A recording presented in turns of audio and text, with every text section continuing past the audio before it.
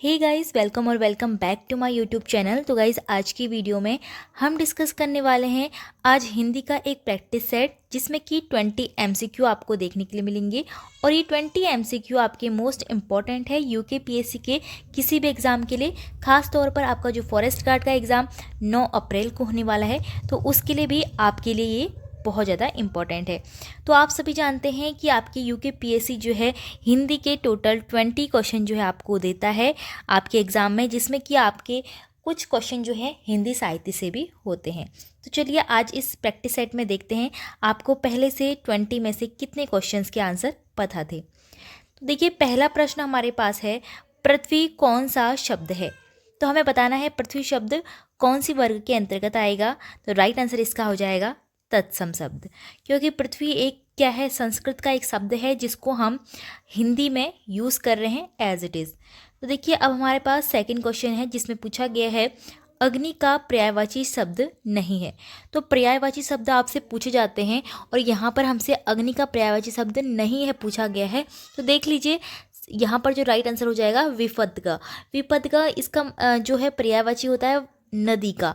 ठीक है, नदी, सरिता, इसका पर्यायवाची विपद का होता है। लेकिन बाकी वायु, सखा, हुतासन, विभावसु, ये सभी अग्नि के ही पर्यायवाची हैं। अब देखिए, क्वेश्चन नंबर 3 में हमसे बोला है कवि का स्त्रीलिंग रूप क्या है। कवि का हमें स्त्रीलिंग रूप बनाना है तो कवयित्री होगा, लेकिन कवयित्री को किस प्रकार से लिखा जाएगा वो यहाँ पर इम्पोर्टेंट है। तो ऑप्शन सी हमारा राइट आंसर हो जाएगा। नेक्स्ट क्वेश्चन हमारे पास है क्वेश्चन नंबर 4, पेड़ से पत्ता गिरता है, इस वाक्य में से किस कारक की विभक्ति है। तो अगर आपको सभी विभक्तियां याद हैं तो आपको उसकी विभक्ति चिन्ह भी याद होंगे। यहाँ पर हमसे से के लिए पूछा है, तो से के लिए राइट आंसर हो जाएगा अपादान। तो अपादान कारक कैसे है, आपको समझ में आ रहा होगा कि पेड़ से पत्ता गिर रहा है, जब भी किसी से कुछ भी आपका अलग होता है, ठीक है, तो उसमें क्या होता है, अपादान कारक होता है। लेकिन अपादान और करण कारक में बहुत से लोग कंफ्यूज हो जाते हैं। जैसे कि अगर कोई एक उदाहरण लें कि हम कुल्हाड़ी से लकड़ी को काटते हैं या फिर कुल्हाड़ी से पेड़ काटते हैं, तो आपको लग रहा होगा अपादान कारक, क्योंकि पेड़ जो है ज़मीन से अलग हो रहा है। लेकिन नहीं, जहाँ पर भी कुछ उपकरण का, औजारों का यूज़ होता है तो वहाँ पर करण कारक होता है। तो ये बात भी आप ध्यान में रखिएगा। क्वेश्चन नंबर 5 हमारे पास है, वह कलम से पत्र लिखता है, इस वाक्य में से किस कारक की विभक्ति है। तो आप देखिए, आपको यहाँ पर अपादान राइट आंसर लग रहा होगा, लेकिन यहाँ पर क्या हो जाएगा, करण इसका राइट आंसर होगा। कैसे होगा, क्योंकि यहाँ पर कलम से की बात की गई है, यानी कि कलम क्या है, एक तरह का कोई उपकरण है, औजार है, जिसकी सहायता से हम वो काम कर रहे हैं। अब आगे देख लेते हैं, क्वेश्चन नंबर 6 हमारे पास है, पवन का सही संधि विच्छेद क्या होगा। सबसे पहले आपको बता देती हूँ, पवन जो है स्वर संधि का अयादी संधि का एक रूप है। ठीक है, और इसकी संधि विच्छेद इस तरह से होगी, पो धन अन।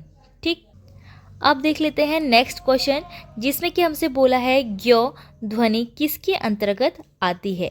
तो ज्ञ ध्वनि किसके अंतर्गत आएगी, संयुक्त वर्ण के अंतर्गत। तो ज्ञ जो है उसको हम किस प्रकार से संयुक्त कर कर बनाते हैं, तो वह भी आप जान लीजिए। ज् और इयों के मेल से क्या बनता है, ज्ञ बनता है। तो इस तरह से आपसे इसका विच्छेद भी पूछ लिया जाता है कि किन दो वर्णों से मिलकर ज्ञ बनता है। तो आपका ऑप्शन क्या हो जाएगा, जौ धन य। और याद रखिएगा, जौ के नीचे हलंत लगाना भी इसमें बेहद इम्पॉर्टेंट है। इसी तरह से संयुक्त व्यंजनों की संख्या क्या होती है, 4 होती है। कौन कौन से होते हैं, अक्षों, त्र, ज्ञ और श्रो से श्रमिक। तो इन सभी के संधि आपसे विच्छेद पूछ लिए जाते हैं। तो किस तरह से होते हैं, अक्षों का आपका होता है क धन शो। तो इस तरह से क धन शो अक्षर बनता है। उसी तरह तो धन रो त्रो होता है। ज्ञ का मैंने आपको अभी बताया, जौ धन इयो। ठीक है, और जो भी आपका पहला वर्ण होगा उसमें आपका हलंत लगाना जरूरी है। उसी तरह से श्रो जो है सलजम वाला शो और रो के मेल से बनता है। ठीक है, तो इस तरह संयुक्त व्यंजन जो है यहाँ पर 4 होते हैं। अब देखिए नेक्स्ट क्वेश्चन, अवनत शब्द में उपसर्ग है। तो ये तो आपको सीधा सीधा दिखाई दे रहा होगा, अवनत शब्द में अव उपसर्ग है। उपसर्ग जो होता है शब्द के हमेशा आगे लगता है और प्रत्यय हमेशा शब्द के पीछे लगता है। उपसर्ग और प्रत्यय को पहचानने के लिए उपसर्ग और प्रत्यय अलग करने के बाद जो मूल शब्द हमारे पास बचता है, अगर उसका कोई सार्थक अर्थ वहाँ पर नहीं बन रहा है तो इसका मतलब उसमें उपसर्ग या प्रत्यय नहीं होता है।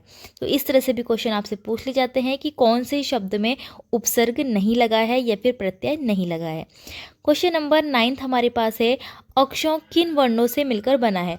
तो ये तो मैंने अभी आपको बता ही दिया।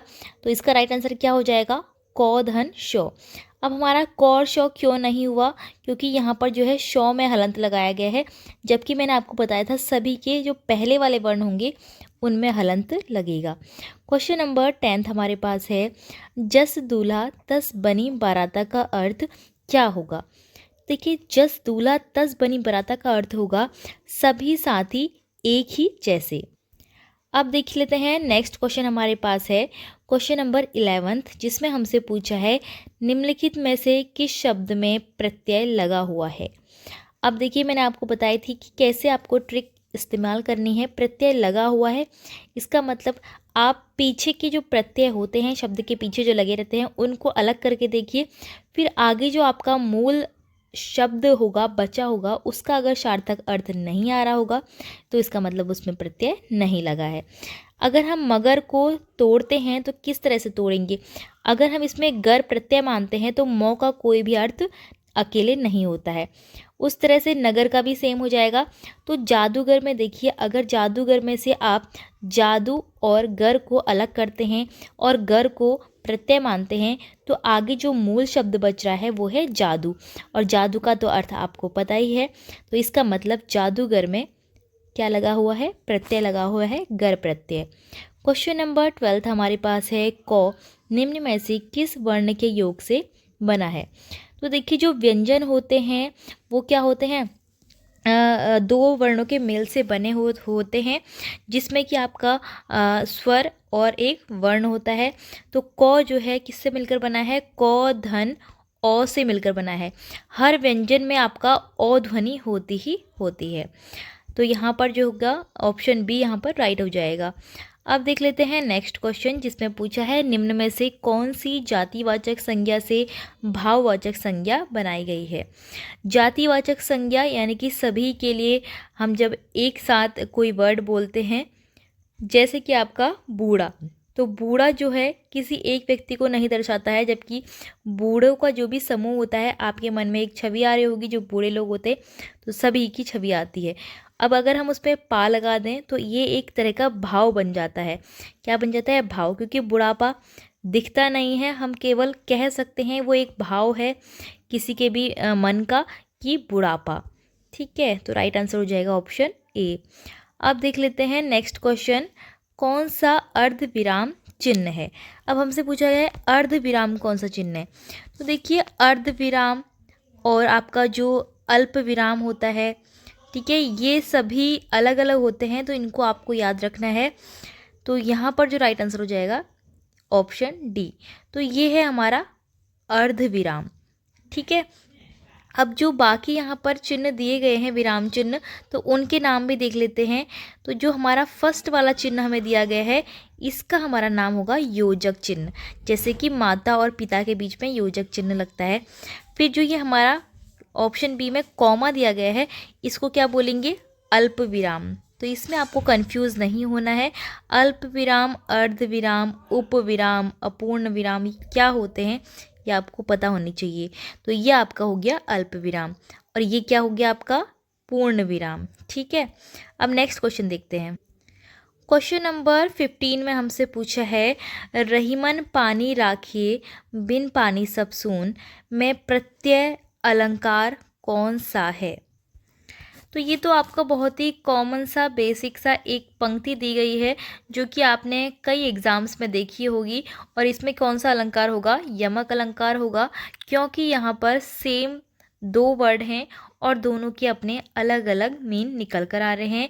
रहीमन पानी राखिए में पानी का मतलब जो हो रहा है आपका किससे हो रहा है, अलग अलग अर्थों से हो रहा है। ठीक है, अब है हमारा क्वेश्चन नंबर 16, भमर गीत के रचयिता कौन है?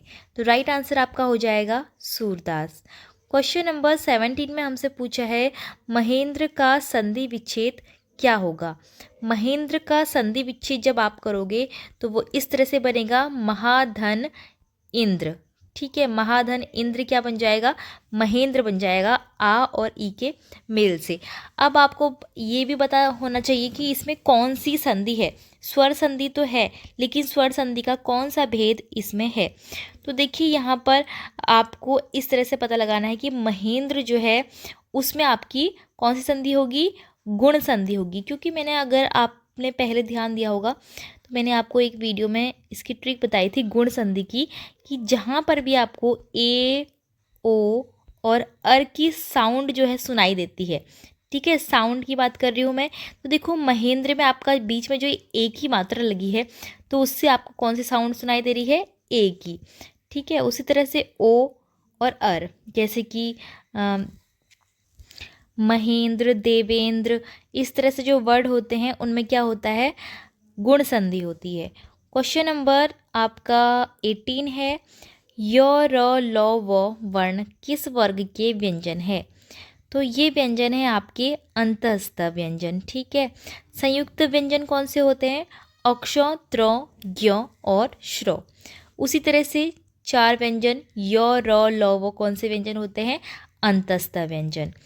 अब हमारे पास क्वेश्चन नंबर 19, जिसमें पूछा गया है किसी वाक्य में किसी शब्द पर जोर देने के लिए प्रयुक्त चिन्ह क्या कहलाता है?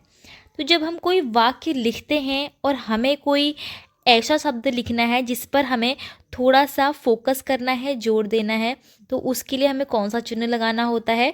तो देखिए इंग्लिश में आप इसको इन्वर्टेड कॉमा भी कहते होंगे।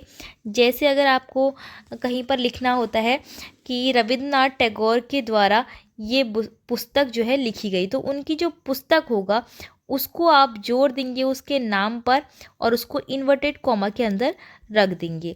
तो इस कॉमा को क्या बोलते हैं? अवतरण चिन्ह कहते हैं। ठीक है, जैसे विशेष पर अगर मैं बल दूं तो विशेष को मैं इस तरह से लिखूंगी।